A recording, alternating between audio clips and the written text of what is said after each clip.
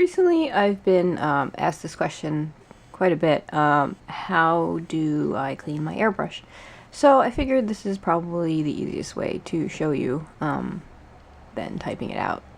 So this is the airbrush I actually currently use. I started off with the Neo for Iwata, which, it did its job. It wasn't the greatest airbrush in the world, but it's a good starter brush. This one is by far much better. It's smoother transitions and just an all-around better brush. But, I still have both, and I'd still use both, probably. But anyway, this is the HPC Plus. And I will show you. And this is the box it comes in. And these are all the goodies that it gives you. Minus this. So there's the brush. You're going to need this little wrenchy thing. And there's your tube of lube. And I will show you what I do. Okay, so here's our brush. First, you're going to twist off the back. Exposes the back end of the needle. I'm going to remove the needle protector.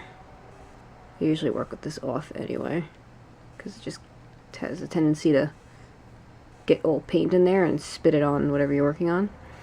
And then you unscrew this.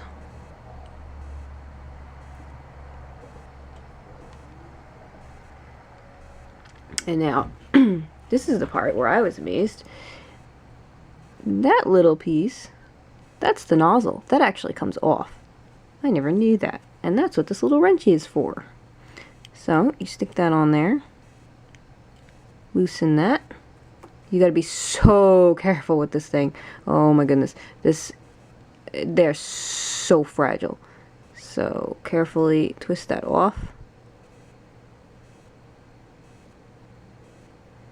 And then you would, drop it in a cup or something with some airbrush cleaner. This is the one for, actually, the Iwata. It's great stuff. You'd squirt some in there, let it sit in there. Same thing with the, this piece. I would drop that in there too and let it sit in there.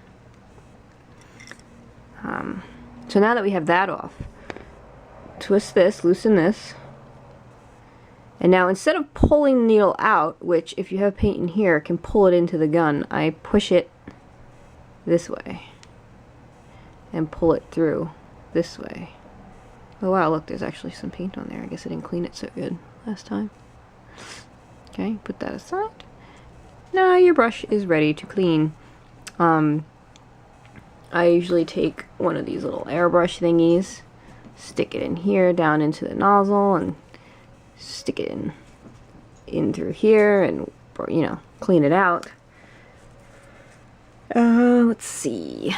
And for the little tiny nozzle, I sometimes use a toothpick, go as far as I can and twist it and pull it out and wet it with airbrush cleaner. The needle, I would take a piece of paper towel or something. Actually, I'm going to do this right now because for some reason it is. Got some paint on it.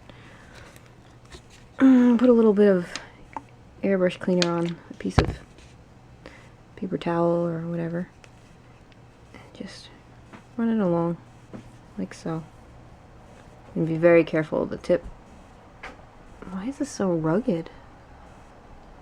This is a new needle. I just got this one and just changed it, and I've never had it quite do that before. It's kind of rough. Maybe that's why I was having sputtering problems. Anyway. So, yeah. To clean it off like that. Then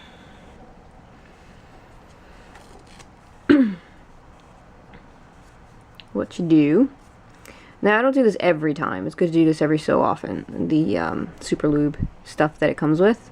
I don't know where you would get this otherwise. I guess any airbrush supply might sell it, but this came with the brush.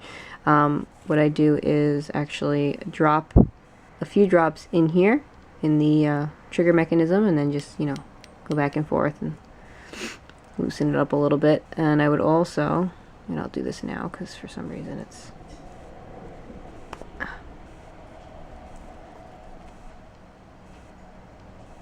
put a little bit on the needle and do just like you did with the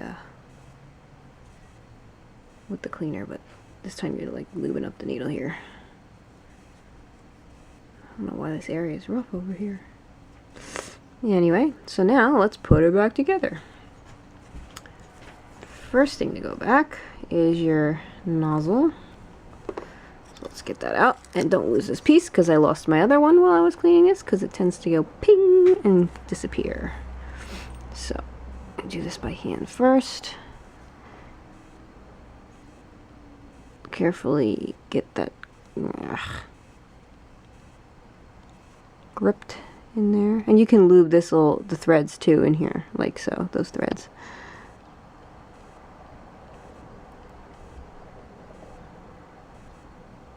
Okay, and you do it just enough to get it on there, and then take your little wrench and make it just make sure it's tight. Don't even push it, don't nothing, just make sure it's just tight enough.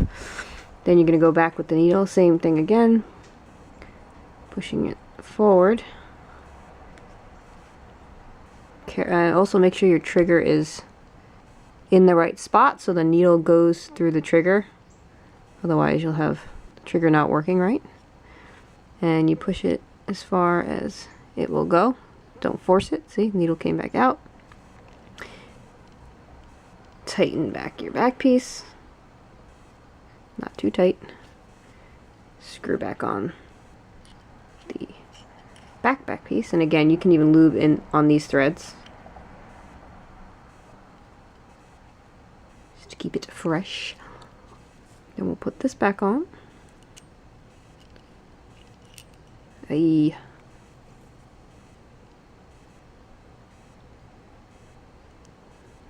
Again, careful.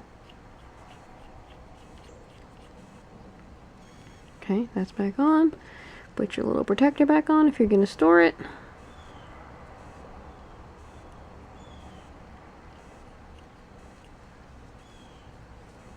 Oh, check that your trigger's working first. What the heck? Why? How did it get stuff on it? I didn't even do anything.